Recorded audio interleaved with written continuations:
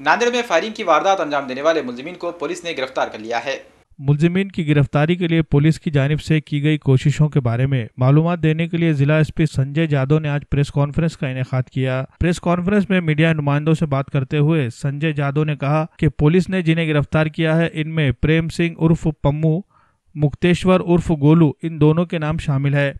1 नवंबर को तांडा बार के मालिक सुरेश राठौड़ और 4 दिसंबर को आशीष पाटनी पर नामालूम हमलावरों ने पिस्तौल से फायरिंग करते हुए जानलेवा हमला किया।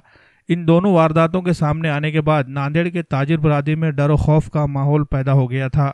इस बात को महसूस करते हुए पुलिस ने मुलजिमीन को गिरफ्तार करने के लिए एक खुसूसी टीम तश्कील दी और जांच को आगे बढ़ाया।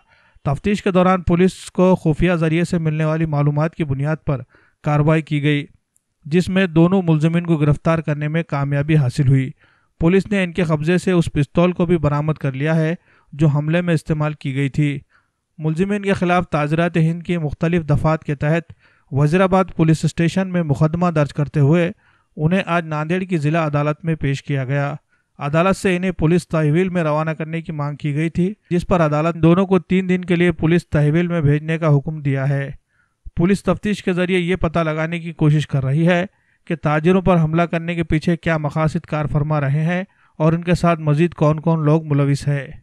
बताया जा रहा है कि मुलजिमीन का ताल्लुक खुंखार और मोस्ट वांटेड मुलजिम रिंदा के साथ है। गए 1 महीने में 2 बार फायरिंग के इंसिडेंट हुए थे नांदेड़ शहर में, जिसमें एक बार चालक है उनके ऊपर फायरिंग किया गया था और एक व्यापारी है उनके ऊपर फायरिंग अभी 4 दिसंबर को किया था। और उसके बाद में उनको पैसे की मांग की गई थी कि अगर पैसे नहीं देंगे तो और गोली मार देंगे। और ये सब जो है इसके पीछे हम लोग पूरी तहकीकात कर रहे थे और इसमें के 2 आरोपी जो है वो हमने कल हमारे लोकल क्राइम ब्रांच ने कल रात को इनको कस्टडी में ले लिया है। उनके पास से हमने 2 मोटरसाइकिल जब्त किए हुए हैं और इन्होंने अपना इस गुने में जो उनका सहभाग है वो भी कबूल किया हुआ है।